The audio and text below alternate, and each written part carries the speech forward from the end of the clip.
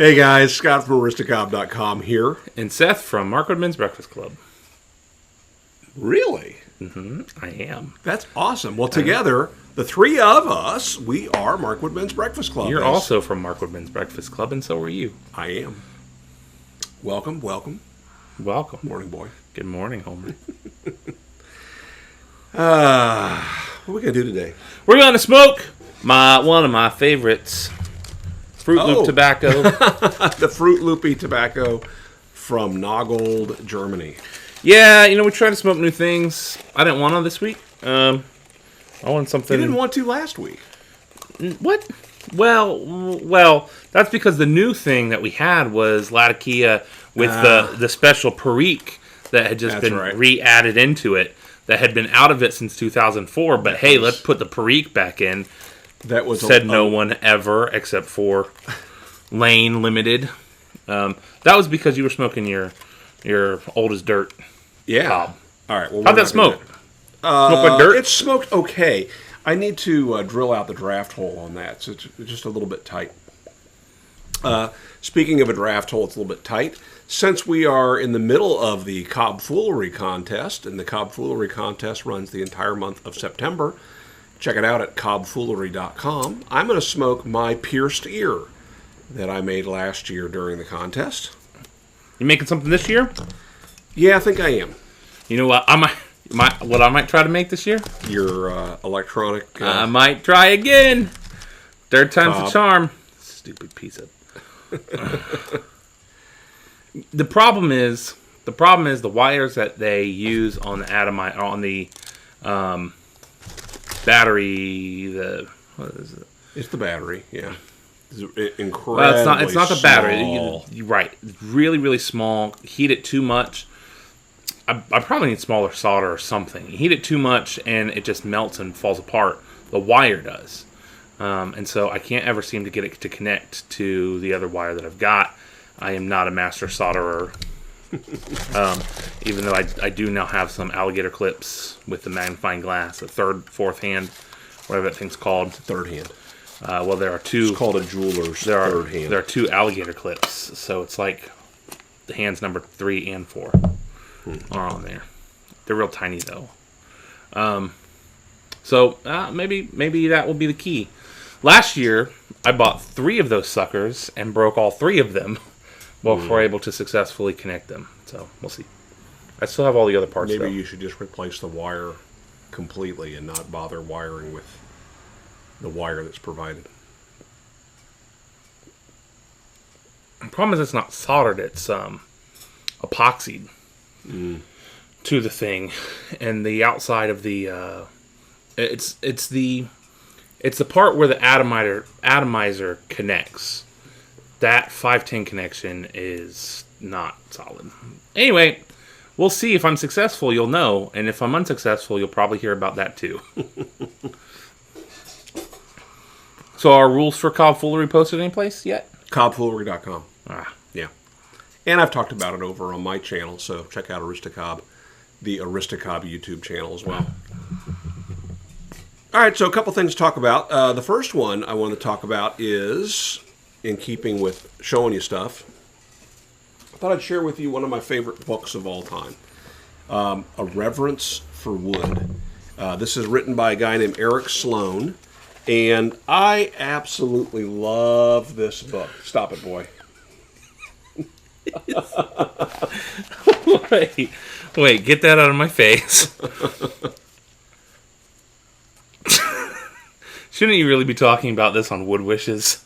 Yeah, probably so. This guy has written or wrote several books, most of them about early life in America. But most of which is dedicated to woodworking. Here's a section in here with drawings of boxes, like shaker boxes and things, which I make those. My cuff here is reminiscent of a shaker oval box.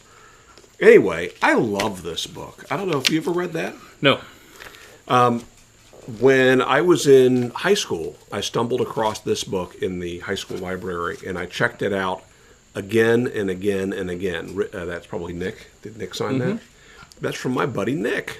March 1990. Wow. Yeah, so that was a gift to me. I shared that story with a friend of mine, Nick, who I know from my days back at Shopsmith. And he's like, I love that book too. And I said, our local library doesn't have it. And this is 1990. It wasn't so easy to go buy a book. Copyright 1965.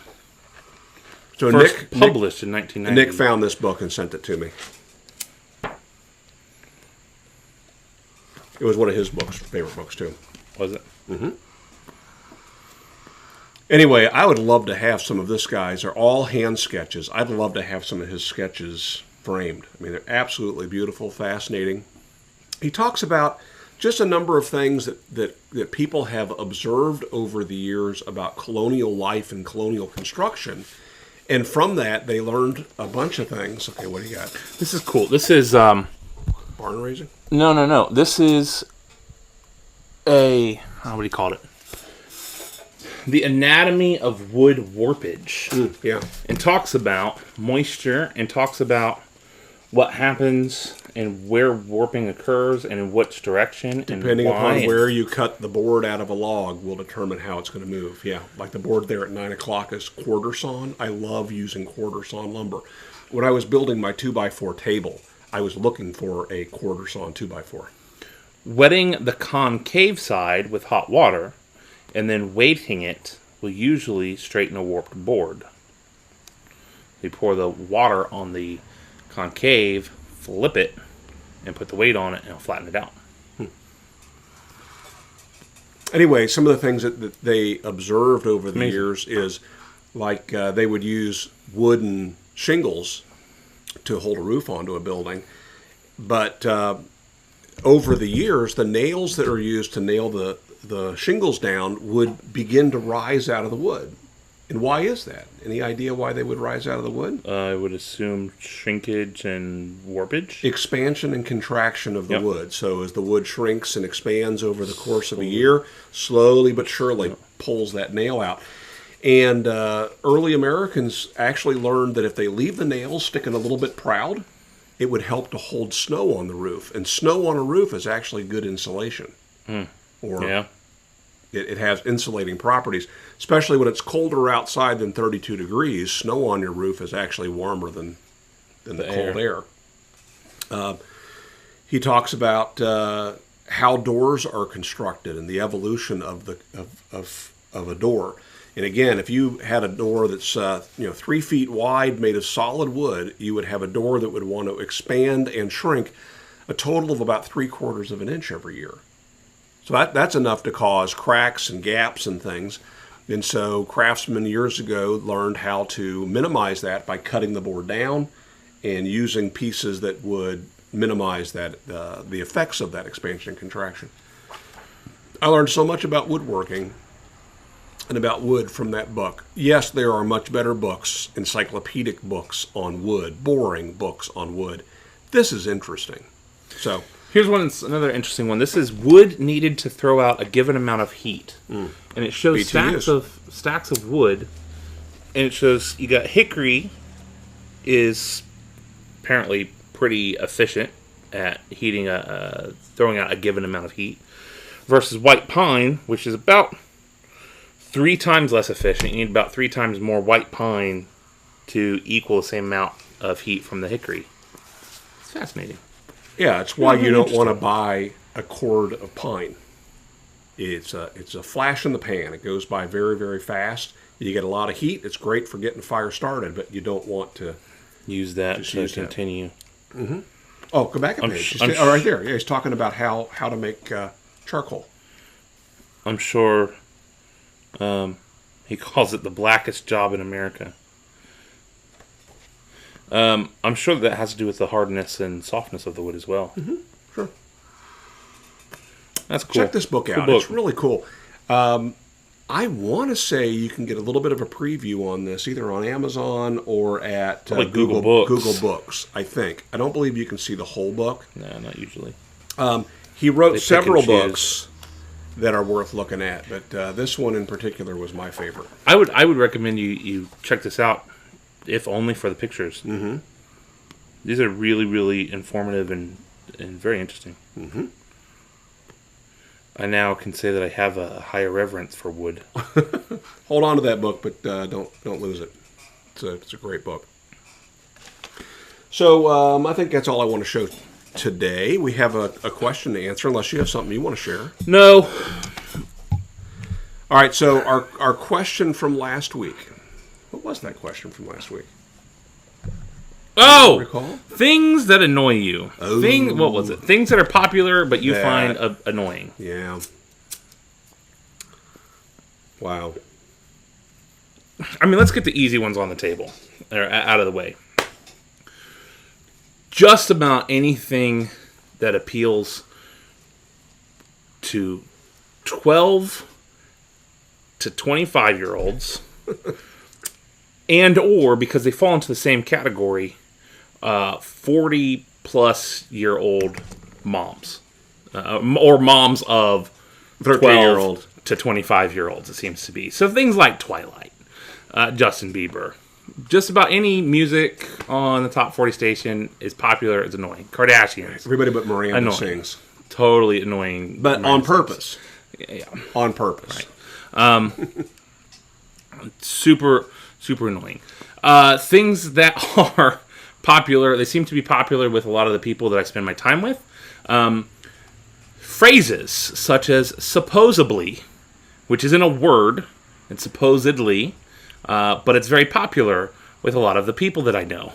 It drives me crazy. What's the other one? Literally? Literally? Yeah, I don't get that one too much. I could care less is another one.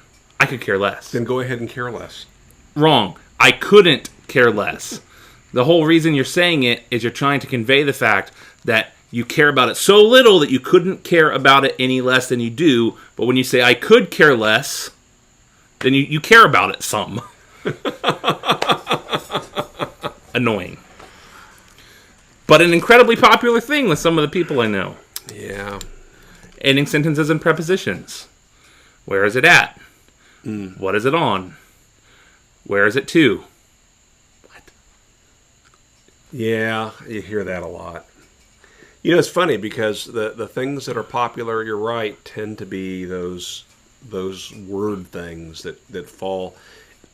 It seems to be waning in some areas, but using the word like 3 times in every sentence, that drives me nuts. Like I say, if we'd been asking this question 6 years ago, Right. that would have been it. The word like. But 7 years ago, you had a teenage daughter living at home, Right. And so that was in your face much more often, Yeah. much more frequently. I think again. I think I'm like you in that it's the language that irritates me more than most anything else. I know that I'm out of touch with some cultural things, some movies and music and television. I was in a car recently that the radio wasn't, a rental car, the radio wasn't working properly. The only thing that would work was the satellite, and the only channel on the satellite that would work was the preview channel. So they were playing popular music, and I listened to a station that plays pop music, and it was not top 40. It was obviously artists that some record label was trying to push. Right. They probably paid for that airtime. Yeah. Oh, it was just awful stuff. And I'm talking the message in the songs was so awful that it was annoying me. I ended up turning on my iPad and listening to a podcast, which was hard to do because I didn't have anything to hook it up to the radio. I ended up stopping and buying a cable so I could hook my iPad up to the radio. I get bothered by things that I think are inconsiderate, especially from service people that are trying to serve me and trying to do something, do a kindness to me, but sometimes what they're doing is annoying. So it's the server that sits down at the table with you, like they're your buddy. Instead of keeping your glass filled, they want to talk with you about something. And especially it seems to happen when I want to have a serious conversation about somebody and they feel the need to lighten the mood. Well, not the time for that, Yeah. Stephanie. Yeah. Step away. Or thing I hate about like Logan's Roadhouse and those kind of places is Peanuts on the floor? oh my gosh, the peanut shells. That's one of them. But, when I'm looking for a refill on my pop, and where is Stephanie? Oh, she's over there line dancing because that's what the company thinks that we all want to see. Right. No, I want to see a full glass. If they would just make a quick run and make sure that you're good, hey, I'm going to be away for 5 minutes. Is there anything you need right now? Then that would be okay. Yeah. But that doesn't seem to happen. Or, can you do this for me? No problem. I didn't think that was a problem.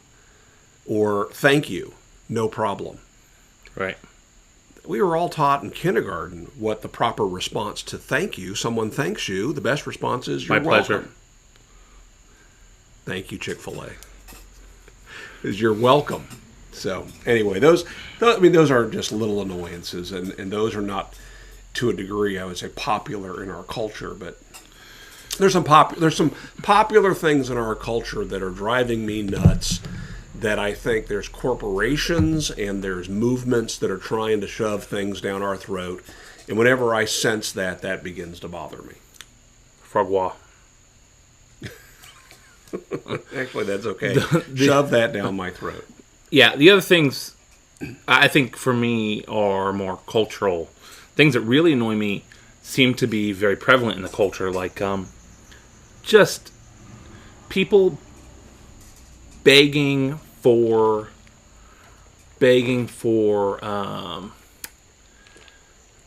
the kind of attention that you would give a puppy. And so, just about everything that you find on Facebook or Twitter is, I life is just so hard right now. I chipped a nail. Oh, it's okay. It's okay, sweetie. You'll have a better day. You're so great. You're the best. You're the best nail person I've ever met. Right. Or half the memes that are, hey, if you're proud of our country, like this or share this, or something's like, okay, it's very needy, I am proud of my country. Begging. Begging. I do share your faith or whatever it is, but gosh, come on now, it is very needy. That's one of the reasons why I spend so little time on Facebook. Yeah, me too. And entitlement, just in general. And that's something that really drove me crazy when I was working at the high school, because the students feel as if Tell everything... your life story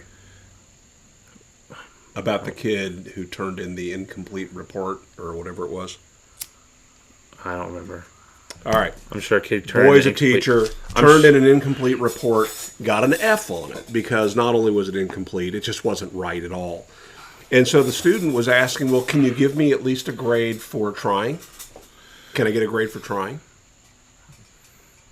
Yeah, no. No, you did get a grade for trying. You got an F. You didn't get a 0. Congratulations. Yeah. Yeah. That stuff drives me crazy. And again, that I see it all over the place. I deal with it at work. I dealt with it at school. People that really should know better don't. And